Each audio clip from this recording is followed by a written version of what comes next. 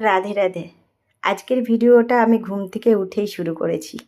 এই যে মিষ্টি পাখিটা দেখছেন না, প্রত্যেক দিন এসে জানলায় ঠক ঠক করে আওয়াজ করে। আর আসে জানেন তো অনেক ভোরবেলায়, সেই ভোর 4টের থেকে শুরু করে, কোনো কোনো দিন তো অর্ধেক রাত্রেও চলে আসে। তো আমি ঘুম থেকে উঠে বলছিলাম, বাবু তুই আমার ঘুমটা ভেঙে দিলি এত সকাল সকাল, আমি তো অনেক রাত্রে এমনিই ঘুমাই। ও তো আমাকে দেখতে পাচ্ছে না, আমি ওকে দেখতে পাচ্ছি, কারণ কালো কাজ তো, ও আমাকে দেখতে পায়নি। তো যাই হোক, ওর সাথে কথা বলে দিনটা শুরু করলাম। তারপরে স্নান করে আমি চলে এসেছি আমার বাবুর কাছে। ভাবলাম আজকে সোনাকে স্নান করাবো, তো সকাল সকালই আমার সব কিছু আয়োজন করতে হবে, তা নাহলে তো একা হাতে পারবো না সব কিছু করে। তো আজকে প্লেনভাবেই স্নান করিয়েছি, কোনো দই মাখাইনি।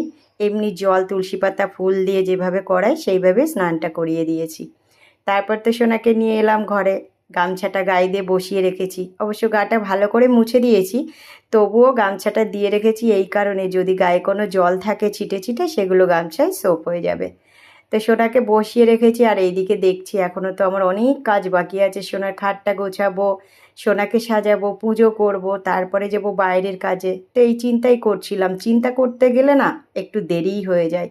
তো ভাবলাম যে না, চিন্তা করে লাভ নেই, তাড়াতাড়ি সোনাকে তো আগে সুন্দর করে সাজিয়ে সেবাটা দিয়ে নিই, তারপরে বাইরের কাজটা তাড়াতাড়ি তাড়াতাড়ি করলেও আমার হবে। পুজোটা তো আর তাড়াতাড়ি ছটপট করে হয় না, পুজোটা হচ্ছে ধীরে সুস্থে করি। সকালবেলা ওই কারণেই আমি একটু ধীরে সুস্থে সোনাকে সাজিয়ে গুজিয়ে নিই। তারপর সোনাকে সুন্দর করে গামছাটা গায়ে দিয়ে রেখেছিলাম, এখন সোনাকে গোছাবো, গুছিয়ে তারপর যাব বাইরের আয়োজনে। তো চলুন, সোনাকে তো রেডি করা হয়ে গেছে। এই দেখুন ঝুলনটা তো রয়েছে, ভাবছি ঝুলনটাও আজকে তুলবো। আর এদিকে সোনাকে সুন্দর করে একটা জামা পরিয়ে দিয়েছি, যেহেতু গরম তাই এই জামাটা পরিয়েছি। আর এই জামাটা অনেক দিন আমি পরাই না সোনাকে, আজকে হাতের কাছে চলে এলাম, সোনাকে পরিয়ে দিয়েছি।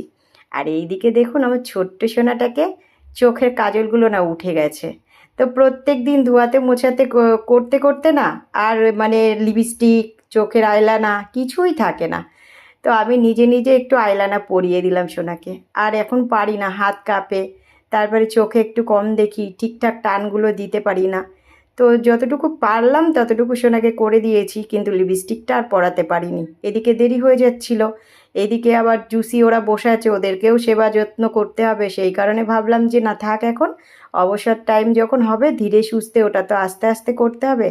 সেই কারণে বললাম যে লিপস্টিকটা পরে পরাবো সোনা তোমাদের। তো সোনাদের সেবা দেওয়া আমার হয়ে গেছে। এখন সোনাকে বললাম তুমি সকালবেলা এটা সেবা নাও, আমি একটু বাইরের দিকে আয়োজন করে আসি, তারপরে তোমার কাছে আবার পরে আসবো।